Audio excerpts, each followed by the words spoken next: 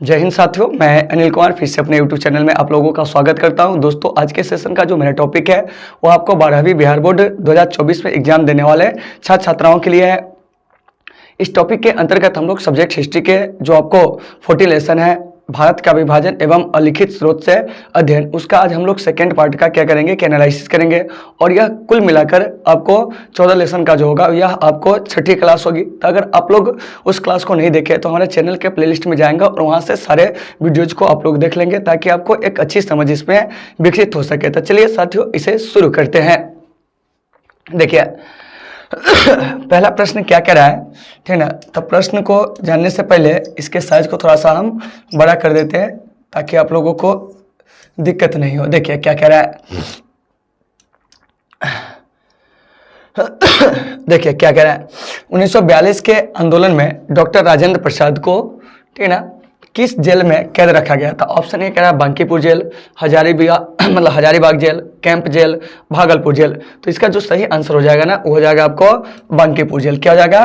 Bankipur jail, ठीक है ना। तो फिर यहाँ से प्रश्न आएगा कि सर हजारीबाग जेल में किसे रखा गया था। तो देखिए, तो हजारीबाग जेल में जो रखा गया था, याद रखिएगा, वो आपको जयप्रकाश नारायण जी को, किनको रखा गया था? जयप्रकाश नारायण जी को। और देखिए जयप्रकाश नारायण जी को जो असल पहचान मिली थी ना वो आपको भारत छोड़ो आंदोलन से ही मिली थी। किससे मिली थी? भारत छोड़ो आंदोलन से। तो इन चीजों को आपको अच्छे से क्या करना है याद रखना है।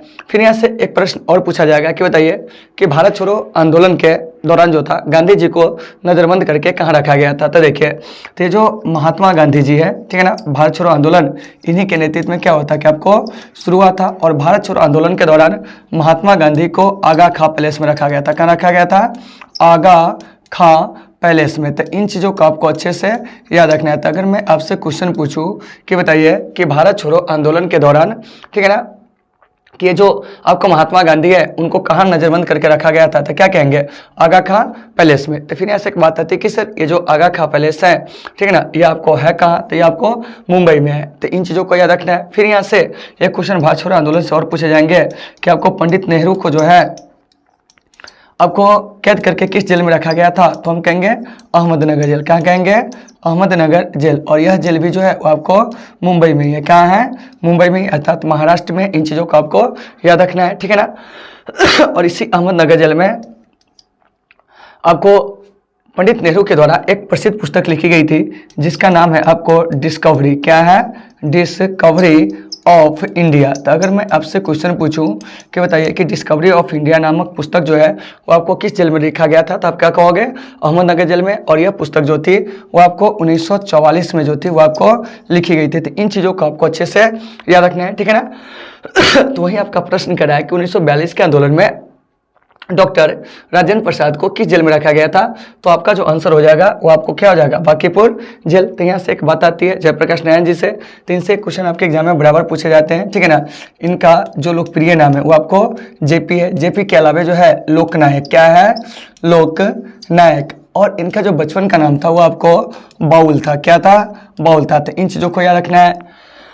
इन्होंने 1974 में संपूर्ण क्रांति का क्या कहते हैं कि आपको नारा दिए थे। तो इन चीज़ों को भी आपको अच्छे से याद रखना है। तो अगर आपसे क्वेश्चन पूछा जाए कि बताइए कि संपूर्ण क्रांति का नारा कब दिया गया था, तो आप क्या कहोगे? 1974 में। क्या नाम है? 1974 में। कहाँ से? तो कहेंगे पटना के गांधी मैदान से जो था वो आपको संपूर्ण क्रांति का जो नारा था वो आपको जयप्रकाश नारायण के द्वारा जो था वो आपको दिया गया था। और जयप्रकाश नारायण जी का जो जन्म हुआ था वो आपको शताब्दी आरा में हुआ था। तो इन चीज़ों को भी आपको अच्छे से याद रखना है। तो साथियों, उम्मीद है कि आपको ये क्वेश्चन जो होंगे आपको समझ में आ गए होंगे। यहाँ से पूछे जाने वाले जो भी क्वेश्चन है जिसका हम एनालिसिस किया है ये सारे चीज़ आपको अच्छे से समझ में आ गए होंगे। तो इस प्रश्न का जो सही आंसर होगा ना वो आपको ए होगा, ठीक है ना। देखिए थोड़ा बहुत क्या है कि आपको आवाज़ में जो है वो आपको दिक्कत है, ठीक है ना, क्योंकि 10 बैच लेने के बाद जो होती है ये आपको मतलब कि आपके ऑनलाइन क्लास जो होती है वो आपको चलती है। तो थोड़ा बहुत आवाज़ को आप लोग क्या करेंगे कि थोड़ा मैनेज करेंगे, ठीक है ना। आप कंटेंट पे विशेष कर ध्यान देंगे। चलिए आगे देखिए क्या कह रहा है। अगला प्रश्न जो है साथियों वो आपको क्या कह रहा है, इस पर हम लोग चर्चा करेंगे। देखिए कह रहा है कि आर्य समाज की स्थापना जो है वो आपको किस वर्ष हुई थी। बड़ा ही अच्छा क्वेश्चन है, ठीक है ना। और आर्य समाज का एक नारा था, वेदों की ओर लौटो। क्या करो, वेदों की ओर लौटो, यानी कि गो बैक वेदास। क्या नारा था, गो बैक वेदास। तो इस पर भी हम लोग बात करेंगे। तो देखिए कह रहा है कि आर्य समाज की स्थापना किस वर्ष हुई थी। ऑप्शन ए आपका कह रहा है 1875, बी 1828, सी 1784 और डी कह रहा है आपको 1867 ईस्वी में, ठीक है ना। तो देखिए आर्य समाज की स्थापना होती है 1875 ईस्वी में, वो आपको मुंबई में होती है। क्या होती है, मुंबई में। तो इन चीज़ों को आपको अच्छे से याद रखना है। क्या करना है, याद रखना है। और ये जो आर्य समाज है इसके संस्थापक कौन थे, तो इसके संस्थापक जो थे वो आपको कौन थे जानते हैं, तो यानी कि स्वामी, ठीक है ना, दयानंद सरस्वती। तो इन चीज़ों को आपको अच्छे से याद रखना है। तो क्वेश्चन पूछा जाएगा कि बताइए आर्य समाज के संस्थापक कौन थे, तो आप क्या कहोगे, स्वामी दयानंद सरस्वती। क्या है, दयानंद सरस्वती। और आर्य समाज की स्थापना जो हुई थी कब हुई थी, तो क्या कहेंगे जानते हैं, 1875 में। तो इन चीज़ों को आपको अच्छे से क्या करना है कि आपको याद रखना है। 1828 में ब्रह्म समाज की क्या हुई थी, कि आपको स्थापना हुई थी। किस समाज की, ब्रह्म समाज की स्थापना हुई थी। तो इन चीज़ों को याद रखना है, राजा राम मोहन राय के द्वारा, ठीक है ना। तो इसके संस्थापक का भी नाम याद रखिएगा, राजा राम मोहन राय। क्या है, राजा राम मोहन, क्या है, मोहन राय, ठीक है ना। तो राजा राम मोहन राय के द्वारा ब्रह्म समाज की क्या हुई थी कि 1828 में स्थापना हुई थी। 1784 में आपको एशियाटिक सोसाइटी, क्या है, एशियाटिक सोसाइटी की क्या हुई थी कि आपको स्थापना हुई थी। तो इन चीज़ों को भी आपको अच्छे से याद रखना है। तो क्वेश्चन कभी कभी पूछ लिया जाता है कि एशियाटिक सोसाइटी की स्थापना कब हुई थी, तो 1784 में। और एशियाटिक सोसाइटी की स्थापना कौन कहते हैं, तो आपको विलियम जोन्स, क्या है, विलियम जोन्स ने किया था। कौन किया था, विलियम जोन्स ने किया था। तो इन चीज़ों को भी आपको अच्छे से क्या करना है कि आपको समझना है। 1867 में क्या हुआ था कि आपको प्रार्थना समाज की क्या हुई थी कि आपको स्थापना हुई थी। किस समाज की स्थापना हुई थी, प्रार्थना समाज की स्थापना हुई थी। तो देखिए तो इन सभी चीज़ों को आपको अच्छे से याद रखना है। तो देखिए आपका जो प्रश्न कर रहा था, क्या कर रहा था समझिए, कह रहा है कि आर्य समाज की स्थापना किस वर्ष हुई थी। ऑप्शन ए कह रहा है 1875, बी 1828, सी में 1784, डी में 1867। तो इसका जो सही आंसर हो जाएगा ना, हो जाएगा 1875, यानी कि 1875 में आर्य समाज की क्या हुई थी, स्थापना हुई थी। और आर्य समाज के जो संस्थापक थे वो कौन थे, स्वामी दयानंद सरस्वती। तो इन चीज़ों को आपको अच्छे से याद रखना है। फिर पूछा जाएगा ब्रह्म समाज की स्थापना कब हुई थी, तो वो आपको 1828 में। फिर एशियाटिक सोसाइटी और बंगाल की स्थापना कब हुई थी, 1784 में। तो इन चीज़ों को याद रखना है। फिर प्रार्थना समाज की स्थापना कब हुई थी, 1867 में। तो देखिए यहाँ से जो भी क्वेश्चन दिए गए सारे क्वेश्चन के एनालिसिस को आपको बढ़िया से क्या करना है कि आपको समझना है। और जहाँ दिक्कत होती है आप हमें क्या करेंगे बताएंगे। चलिए तो ये जो देख रहे हैं 2 नंबर प्रश्न, इसका जो सही आंसर हो जाएगा ना वो आपको क्या हो जाएगा जानते हैं, तो वह आपको ए हो जाएगा। क्या हो जाएगा, ए हो जाएगा, ठीक है ना।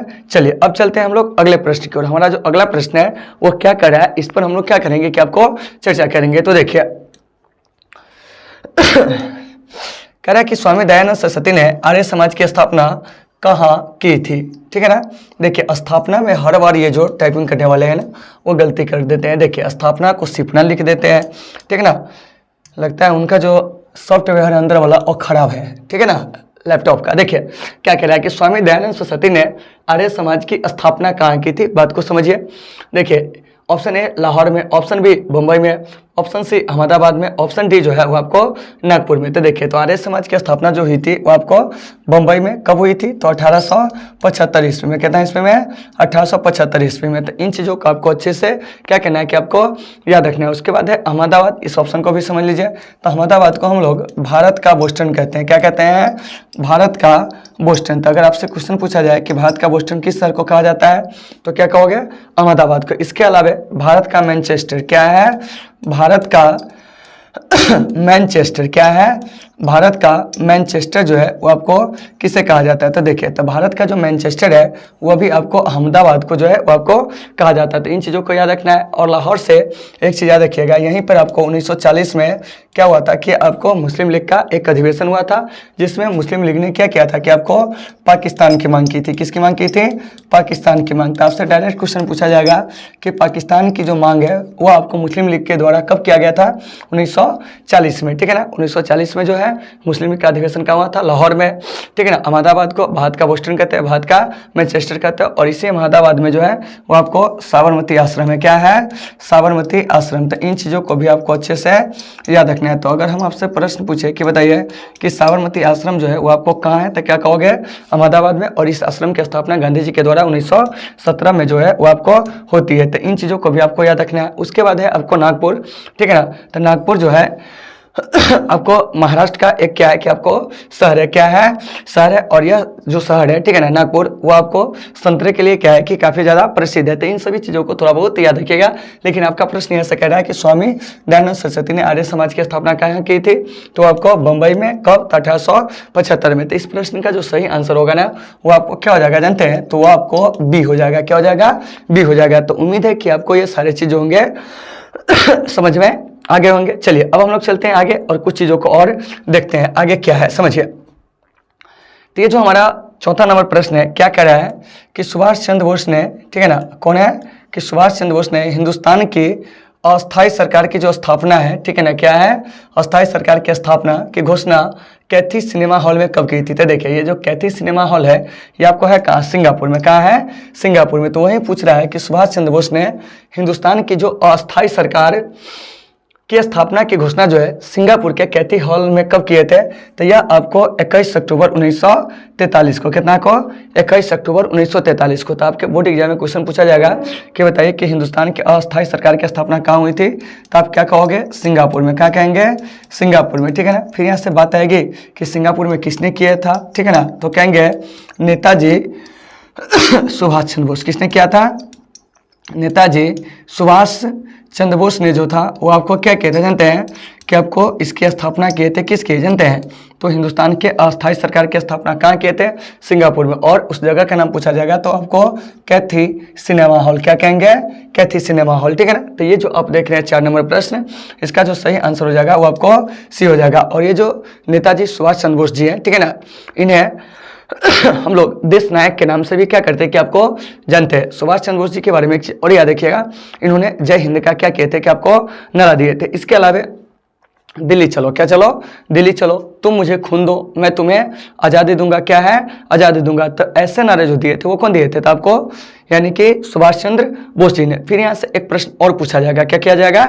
एक प्रश्न और पूछा जाएगा। देखिए वो प्रश्न क्या पूछा जा सकता है कि नेताजी सुभाष चंद्र बोस जी जो है वो क्या कभी कांग्रेस के अध्यक्ष बने? तो देखिए नेताजी 2 बार कांग्रेस के अध्यक्ष बने थे। कब कब बने थे इस पर हम लोग चर्चा करते थे। देखिए नेताजी सुभाष चंद्र बोस जी कांग्रेस के अध्यक्ष पहली बार तो बने थे 1938 ईस्वी में, जो कि आपको हरिपुरा अधिवेशन में। किस अधिवेशन में? हरिपुरा अधिवेशन में। तो इन चीज़ों को आपको अच्छे से याद रखना है। किस अधिवेशन में? हरिपुरा अधिवेशन में। उसके बाद आपको 1939 में, कितना में? 1939 में बने थे आपको त्रिपुरी अधिवेशन में। किस अधिवेशन में? त्रिपुरी अधिवेशन में। तो इन चीज़ों को भी आपको अच्छे से याद रखना है। तो अगर मैं आपसे क्वेश्चन पूछूं कि बताइए कि नेताजी सुभाष चंद्र बोस जी जो है, ठीक है ना, वो आपको कांग्रेस के अध्यक्ष कब कब बने थे? 1938 में, 1939 में। 1938 में बने थे हरिपुरा अधिवेशन में, 1939 में बने थे त्रिपुरी अधिवेशन में। तो यहाँ से बच्चों एक क्वेश्चन आता है कि हरिपुरा अधिवेशन कहाँ हुआ था? तो यह आपको गुजरात में। कहाँ हुआ था? गुजरात में, ठीक है ना। और त्रिपुरी अधिवेशन तो यह आपको मध्य प्रदेश में हुआ था। क्या है? मध्य प्रदेश में हुआ था। तो आपके बोर्ड एग्जाम में ये क्वेश्चन जो है वो आपको अक्सर पूछा जाता है कि नेताजी जो है कांग्रेस के अध्यक्ष जो है वो आपको कब कब बने थे? 1938 में, 1939 में। हालांकि 1939 में ये जो कांग्रेस के अध्यक्ष बनते हैं वो पटाभी सितार मैया को हराकर बनते हैं। किसको बनते हैं? पटाभी सितार मैया को हराकर बनते हैं। तो इनकी हार पर गांधी जी कहते हैं कि मेरी हार है। गांधी जी से जो होता है नेताजी को मतभेद हो जाते हैं। इसके बाद इन्होंने क्या किया जानते हैं? कांग्रेस के अध्यक्ष पद से त्यागपत्र दे दिए और 1939 में, क्या है? 1939 में ही आपको फॉरवर्ड ब्लॉक का क्या कर देते हैं? क्या आपको गठन कर देते हैं? फॉरवर्ड ब्लॉक, ठीक है ना। तो ये जो फॉरवर्ड ब्लॉक है इसका जो गठन किए थे नेताजी कब किए थे?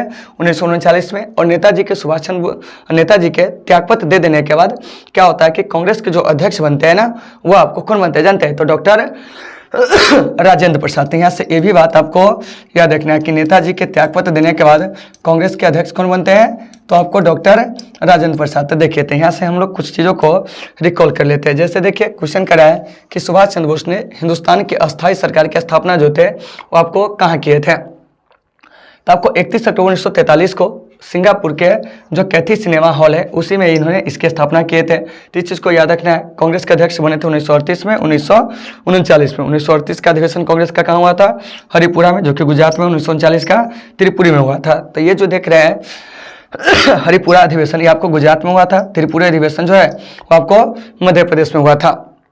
नेताजी सुभाष चंद्र बोस कांग्रेस के अध्यक्ष पद से त्यागपत्र देकर एक पार्टी बनाते हैं जिसका नाम होता है फॉरवर्ड ब्लॉक, जो कि 1939 में बनाते हैं। और नेताजी के त्यागपत्र देने के बाद कांग्रेस के अध्यक्ष कौन बनते हैं, तो डॉक्टर राजेंद्र प्रसाद। तो देखिए, तो इस प्रश्न का जो सही आंसर होगा ना वो आपको क्या हो जाएगा साथियों, तो वो आपको सी हो जाएगा। तो इससे आप अच्छे से क्या करेंगे, याद रखेंगे। चलिए अब हम लोग चलते हैं अगले प्रश्न की ओर। उम्मीद है कि सभी लोगों को ये प्रश्न जो होंगे आपको आसानी से समझ में आ गए होंगे। चलिए देखिए, आपका जो अगला प्रश्न है वो क्या कह रहा है, इसे हम लोग जानते हैं, ठीक है ना। चलो चलो आगे मत बढ़ो इतना, आजा। हाँ देखिए क्या कह रहा है, पहले इसको समझिए। कह रहा है कि 15 फरवरी 1942 को सिंगापुर के पतन पर 40,000 भारतीय युद्ध बंदियों को लेकर आज़ाद हिंद फौज की स्थापना जो है वो आपको किसने किया था, यह क्वेश्चन आपसे पूछा जा रहा है। देखिए क्या क्वेश्चन पूछा जा रहा है, समझिएगा। कह रहा है कि 15 फरवरी, ठीक है ना, 1942 को सिंगापुर के पतन पर 40,000 भारतीय युद्ध बंदियों को लेकर आज़ाद हिंद फौज की जो स्थापना किए थे वो आपको कौन किए थे। ऑप्शन ए कह रहा है captain Mohan Singh, option B Subhash Chandra Bose, और ऑप्शन सी रास बिहारी बोस, और ऑप्शन डी कह रहा है प्रीतम सिंह। क्या है, प्रीतम सिंह। तो देखिए, तो आज़ाद हिंद फौज की जो स्थापना किए थे कैप्टन मोहन सिंह। कौन किए थे, कैप्टन मोहन सिंह। कब जानते हैं, 1942 में। बहुत सारे बच्चे कहेंगे सर सुभाष चंद्र बोस। तो देखिए, सुभाष चंद्र बोस जी आज़ाद हिंद फौज के जो सर्वोच्च कमांडर बने थे वह आपको 1943 में बने थे। कितना बने थे, 1943 में। तो अगर आज के बाद से क्वेश्चन पूछा जाए कि बताइए आज़ाद हिंद फौज की जो स्थापना होती है कब होती है, तो क्या कहेंगे, 1942 में। इसके संस्थापक कौन थे, कैप्टन मोहन सिंह।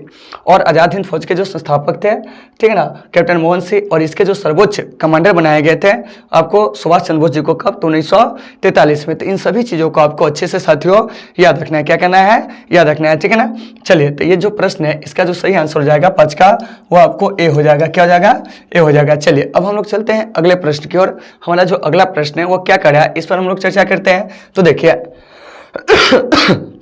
क्या कह रहा है, समझिएगा। कह रहा है कि दिसंबर 1943 में मुस्लिम लीग ने कांग्रेस के भारत छोड़ो, ठीक है ना, आंदोलन के नारे के मुकाबले में नया नारा दिया था, बांटो और छोड़ो। क्या है, बांटो और छोड़ो, ठीक है ना, अपने किस अधिवेशन में। तो देखिए, तो मुस्लिम लीग के द्वारा बांटो और छोड़ो का नारा जो दिया गया था कराची अधिवेशन में, और यह अधिवेशन कब हुआ था, 1943 में, ठीक है ना। उसके बाद देखिए लाहौर अधिवेशन मुस्लिम लीग का, इसको आपको याद रखना है। तो लाहौर अधिवेशन जो हुआ था मुस्लिम लीग का हुआ 1940 में, और इसमें आपको मुस्लिम लीग के द्वारा पाकिस्तान की क्या की गई थी, क्या आपको मांग की गई थी। तो इन चीज़ों को भी आपको अच्छे से याद रखना है। जबकि बांटो छोड़ो का नारा मुस्लिम लीग ने 1943 के कराची अधिवेशन में जो था वो आपको दिया था। तो इन सभी चीज़ों को साथियों अच्छे से आपको याद रखना है। आगे देखिए क्या कह रहा है, एक ऑप्शन और है सूरत अधिवेशन, ठीक है ना। तो सूरत अधिवेशन जो हुआ था वो आपको 1907 में हुआ था। क्या हुआ था, 1907 में। और इस अधिवेशन की जो अध्यक्षता है वो आपको रास बिहारी बोस किए थे। कौन किए थे, रास बिहारी बोस। कौन किए थे, रास बिहारी बोस। तो इन चीज़ों को आपको अच्छे से याद रखना। और यह जो था 1907 में कांग्रेस का अधिवेशन था। किसका अधिवेशन था, कांग्रेस का। और ऊपर के जो दोनों देख रहे हैं कराची लाहौर, ठीक है ना, यह आपको दिए गए वर्ष में मुस्लिम लीग का क्या था, अधिवेशन था। और इस अधिवेशन की क्या बातें रही, तो 1943 में मुस्लिम लीग ने बांटो और क्या किया था, कि आपको छोड़ो का नारा दिया था। लाहौर अधिवेशन में मुस्लिम लीग ने क्या किया था जानते हैं, कि आपको ये जो पाकिस्तान है इस पाकिस्तान की क्या की थी, कि आपको मांग की थी। सूरत अधिवेशन में कांग्रेस के नरम दल और गरम दल जो होते हैं वो आपको अलग हो जाते हैं। तो कांग्रेस का जो सूरत अधिवेशन 1907 में होता है, ठीक है ना, उस अधिवेशन की अध्यक्षता कौन करते हैं, तो रास बिहारी बोस करते हैं। तो इन सभी चीज़ों को साथियों आपको अच्छे से क्या करना है, कि आपको याद रखना है। चलिए अब हम लोग यहाँ से आगे चलते हैं और कुछ चीज़ों को और भी देखते हैं। जैसे देखिए 8 नंबर प्रश्न क्या कर रहा है, समझिएगा इसे। 8 बोल रहे हैं, 7 नंबर देखिए। कह रहा है कि मुस्लिम लीग द्वारा मुक्ति दिवस जो है वो आपको कब मनाया गया था? तो जैसा कि आपको पता है कि द्वितीय विश्व युद्ध में भारतीयों को क्या था, जबरदस्ती जो था वो आपको धकेल दिया गया था। क्या कर दिया गया था? धकेल दिया गया था द्वितीय विश्व युद्ध में, जबरदस्ती, ठीक है ना। तो जब कांग्रेस को कांग्रेस नहीं कहेंगे, जब भारतीयों को द्वितीय विश्व युद्ध में जबरदस्ती जब धकेल दिया गया था, ठीक है ना, तो इससे कांग्रेस मंत्रिमंडल जो होते हैं वो आपको त्यागपत्र दे देते हैं। क्या कर देते हैं? त्यागपत्र दे देते हैं। तो आपका एक प्रश्न आएगा कि सर कांग्रेस मंत्रिमंडल जो है वो आपको त्यागपत्र जो देते हैं वो आपको कब देते हैं? तो कांग्रेस मंत्रिमंडल जो होते हैं वो आपको 22 अक्टूबर, कितना अक्टूबर? 22 अक्टूबर 1939 को क्या होते हैं, क्या आपको त्यागपत्र दे देते हैं। क्या कहते हैं? त्यागपत्र दे देते हैं, इसलिए क्योंकि द्वितीय विश्व युद्ध में भारतीयों को उनके मर्जी के खिलाफ जो था शामिल कर दिया गया था। तो इसी खुशी में क्या होता है कि 22 दिसंबर 1939 को मुस्लिम लीग जो होता है वो आपको क्या करता है कि आपको मुक्ति दिवस मनाता है। उसको लगता है कि हमें अब कांग्रेस से क्या हो गई कि आपको आज़ादी मिल गई। क्या मिल गई? आज़ादी मिल गई। तो यहाँ से दो चीज़ याद रखिएगा कि द्वितीय विश्व युद्ध में जबरदस्ती जब भारतीयों को शामिल कर दिया गया था तो उस समय क्या था जानते हैं कि ये जो कांग्रेस मंत्रिमंडल है त्यागपत्र कब दे देता है? 22 अक्टूबर 1939 को। इसके 2 माह बाद ही क्या होता है मुस्लिम लीग के द्वारा 22 दिसंबर 1939 को क्या होता है कि आपको मुक्ति दिवस जो होते हैं वो आपको मनाए जाते हैं। तो यहाँ से क्वेश्चन पूछा जाएगा कि बताइए मुस्लिम लीग के द्वारा मुक्ति दिवस जो है वो आपको कब मनाया गया था? तो 22 दिसंबर 1939 को। तो इन सभी चीज़ों को साथियों आपको अच्छे से क्या करना है कि आपको याद रखना है, ठीक है ना। मुस्लिम लीग जिसकी स्थापना होती है 1906 में, तो इन चीज़ों को भी आपको जान लेना है कि मुस्लिम की स्थापना कब होती है। तो क्या कहेंगे 1906 में मुस्लिम लीग की क्या होती है कि आपको स्थापना होती है। और मुस्लिम लीग के जो संस्थापक होते हैं वो कौन होते हैं? तो आगा खां और शमीउल्लाह खां। तो इन सभी चीज़ों को आपको अच्छे से याद रखना है। तो ये जो 7 नंबर प्रश्न है साथियों, इसका जो सही आंसर हो जाएगा वो आपको डी हो जाएगा। क्या हो जाएगा? डी हो जाएगा, ठीक है ना। तो इन सभी चीज़ों को आपको अच्छे से क्या करना है कि आपको याद रखना है। चलिए आगे चलते हैं। अगला प्रश्न जो है हमारा वो क्या कर रहा है, इसे हम लोग समझते हैं। देखिए प्रश्न जो है हमारा कह रहा है कि फॉरवर्ड ब्लॉक 1939 की स्थापना किसने की थी? तो अभी आपको बताए थे कि फॉरवर्ड ब्लॉक की गठन जो है वो आपको 1939 में किसके द्वारा किया गया था जानते हैं? तो वह आपको यानी कि सुभाष चंद्र बोस जी के द्वारा। किसके द्वारा? सुभाष चंद्र बोस जी के द्वारा। तो इन चीज़ों को आपको याद रखना है। जब वह अध्यक्ष पद से 1939 में त्याग पत्र देते हैं उसके बाद की बात हो रही है। तो वहीं कह रहा है कि फॉरवर्ड ब्लॉक 1939 का स्थापना कौन किए थे? तो नेताजी सुभाष चंद्र बोस जी। मोहम्मद अली जिन्ना जो है इसके बारे में थोड़ा सा कुछ चीज़ याद रखिएगा। मोहम्मद अली जिन्ना को कायदे आजम कहा जाता है। क्या कहा जाता है? कायदे आजम, ठीक है ना। तो इन चीज़ों को याद रखिएगा कि कायदे आजम जो है किसको कहा जाता है? तो क्या कहोगे? मोहम्मद अली जिन्ना को, ठीक है ना। चक्रवर्ती राजगोपालाचारी, इनके बारे में याद रखिएगा। ये स्वतंत्र पार्टी बनाए थे 1900 कितना में? तो 59 में। तो कभी कभी क्वेश्चन पूछ लिया जाएगा स्वतंत्र पार्टी के संस्थापक कौन थे? तो क्या कहेंगे? चक्रवर्ती राजगोपालाचारी। दूसरी बात, ये स्वतंत्र भारत के प्रथम और अंतिम भारतीय गवर्नर जनरल थे। तो इन चीज़ों को भी आपको जान लेना। और ये जो एमएनआई है ये आपको क्या कहते हैं कि 1934 में क्या है? 1934 में क्या हुआ था कि आपको प्रत्यक्ष रूप से क्या कहते हैं कि आपको संविधान सभा की मांग किए थे। तो इन सभी चीज़ों को आपको अच्छे से याद रखना है। तो यहाँ से डायरेक्ट क्वेश्चन पूछा जाता है कि बताइए कि किसके द्वारा 1934 ईस्वी में प्रत्यक्ष रूप से क्या था कि आपको संविधान की मांग जो थी वो आपको की गई थी, यानी संविधान सभा की मांग की गई थी। तो हम क्या कहेंगे जानते हैं? तो आपको एमएन राय के द्वारा, ठीक है ना। उसके बाद कांग्रेस जो होते हैं इसके अगले वर्ष क्या करते हैं कि आपको संविधान की क्या करते हैं कि आपको मांग करते थे। वो सब हम जब अगले लेसन पढ़ेंगे 15 लेसन, तो उसमें आपको संविधान से संबंधित जो सारे तथ्य है उस पर हमको क्या करना है कि आपको विचार करना है, ठीक है ना। तो देखिए तो ये जो 8 नंबर प्रश्न है इसका जो सही आंसर हो जाएगा साथियों वो आपको सी हो जाएगा। क्या हो जाएगा? सी हो जाएगा। यानी कि फॉरवर्ड ब्लॉक का गठन जो है वो आपको क्या कहते हैं सुभाष चंद्र बोस जी ने किया था। और मोहम्मद अली जिन्ना को कायदे आजम कहा जाता है और यह पाकिस्तान के प्रथम गवर्नर जनरल थे। तो इस बात को भी आपको अच्छे से याद रखना है, ठीक है ना। पाकिस्तान के निर्माण में सबसे बड़ी भूमिका जो थी वो आपको मोहम्मद अली जिन्ना का था। और एक चीज और याद रखिएगा कि ये जो पाकिस्तान है ना साथियों, इसका गठन जो हुआ था वो आपको 2 नेशंस थ्योरी के अंतर्गत हुआ था। किसके अंतर्गत हुआ था? 2 नेशंस जो थ्योरी है इसी के अंतर्गत पाकिस्तान का जो निर्माण होता है वो आपको 14 अगस्त 1947 को, ठीक है ना। तो इन चीज़ों को आपको अच्छे से याद रखना है। और इसी के जो पहले गवर्नर जनरल बनते हैं वो कौन बनते हैं? तो आपको मोहम्मद अली जिन्ना। तो इन सभी बातों को अच्छे से याद रखना है। 2 नेशंस थ्योरी जो है इस सिद्धांत को कौन दिया था? तो 1930 ईस्वी में मोहम्मद इकबाल ने दिया था। कौन दिया था? मोहम्मद इकबाल ने। तो क्वेश्चन कभी कभी पूछा जाएगा कि 2 नेशंस थ्योरी को कौन दिया था? तो आप क्या कहोगे? मोहम्मद इकबाल ने दिया था। तो इन सभी बातों को आपको साथियों अच्छे से क्या करना है कि आपको याद रखना है। तो मुझे उम्मीद है कि आपको ये सारे चीज़ें होंगे समझ समझ में आगे होंगे। चलिए अब चलते हैं अगले प्रश्न की ओर। देखिए अगला प्रश्न जो हमारा कर है वो क्या कर है समझिएगा। कर है कि सुभाष चंद्र बोस जी, ठीक है ना, भारतीय राष्ट्रीय कांग्रेस के अध्यक्ष कब बने, क्या हुए हैं, कब बने, यही आपसे प्रश्न जो है पूछा जा रहा है। अभी इसका हम एनालिसिस किए थे, ठीक है ना।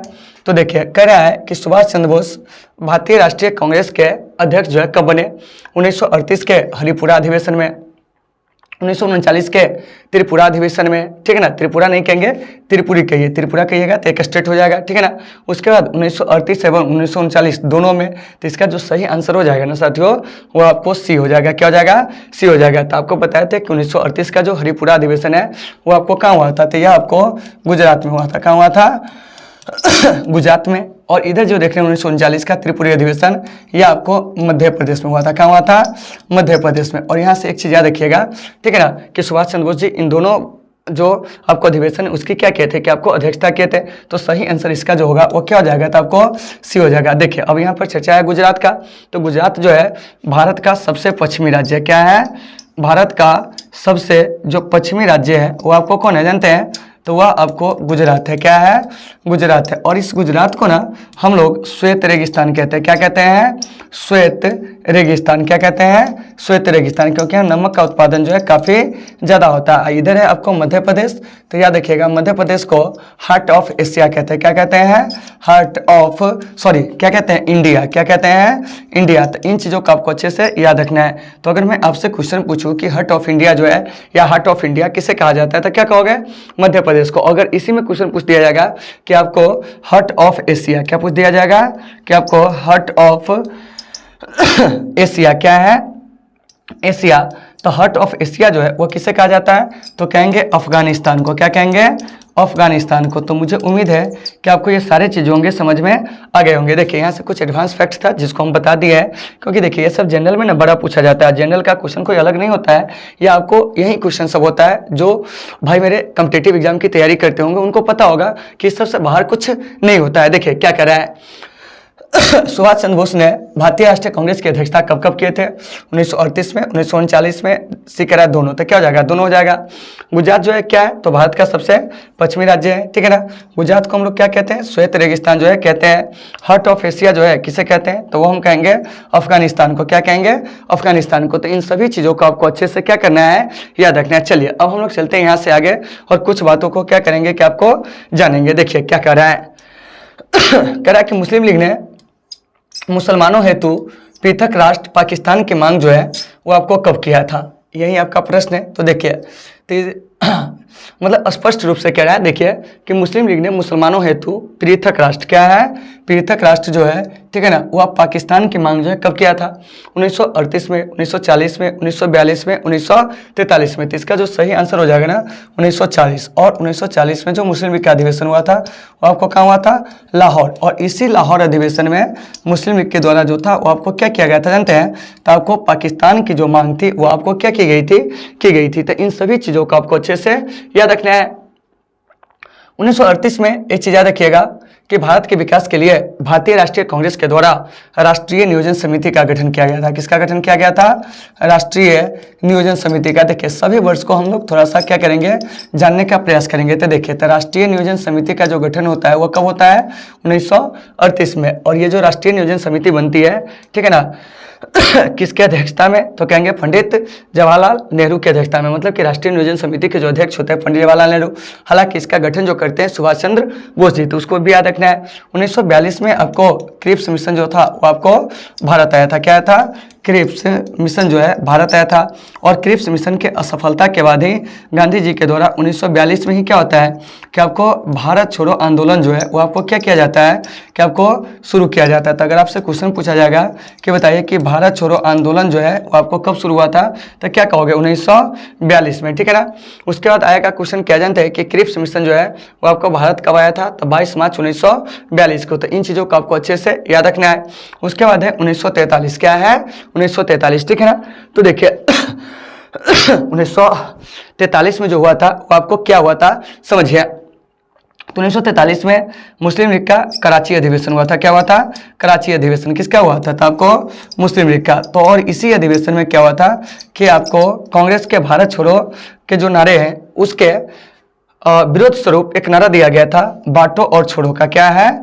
बांटो और छोड़ो का। तो कभी कभी प्रश्न पूछ लिया जाएगा कि बांटो और छोड़ो का जो नारा है वह किसने दिया था, तब क्या कहोगे? बांटो और छोड़ो का जो नारा है वह आपको मुस्लिम लीग ने अपने कराची अधिवेशन में क्या किया था कि आपको दिया था। तो इन सभी चीज़ों को अच्छे से याद रखना है। फिर यहाँ से क्वेश्चन आएगा क्रिप्स मिशन कब भारत आया था डेट के साथ, तो 22 मार्च कितना को, तो 1942 को। और भारत छोड़ो आंदोलन कब शुरू हुआ था डेट के साथ, तो आपको 9 अगस्त 1900 कितना को, तो आपको 42 को। तो इन सभी चीज़ों को अच्छे से याद रखना है। भारत छोड़ो आंदोलन जो है वो आपको किसके नेतृत्व में चला गया था, तो साथियों याद रखिएगा भारत छोड़ो आंदोलन जो है वो आपको किसके नेतृत्व में जानते हैं, तो गांधी जी के जो नेतृत्व में था चलाया गया था। तो ये जो 10 नंबर प्रश्न है इसका जो सही आंसर हो जाएगा वो आपको क्या हो जाएगा जानते हैं, तो वह आपको बी हो जाएगा 1940। तो इन सभी चीज़ों को आपको अच्छे से याद रखना है, ठीक है ना।